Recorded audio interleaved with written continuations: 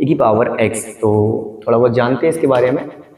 ये जो फंक्शन है वो एक इस प्रकार का ग्राफ बनेगा इसका, जब हम e की पावर x को देखेंगे।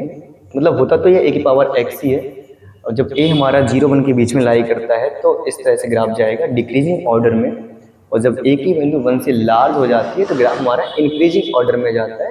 तो इसकी वैल्यू कभी भी 0 नहीं होती, ये सबसे बड़ा है इसका। और नेगेटिव वैल्यू भी अटेन नहीं करेगा ये दो फैक्ट यहाँ पे क्लियर है कि वैल्यू कभी इसकी 0 नहीं होगी। बाय ग्राफ हमने देखा इसकी वैल्यू कभी y के नीचे ही नहीं आएगी, तो इसकी वैल्यू कभी 0 नहीं होगी इस फंक्शन की।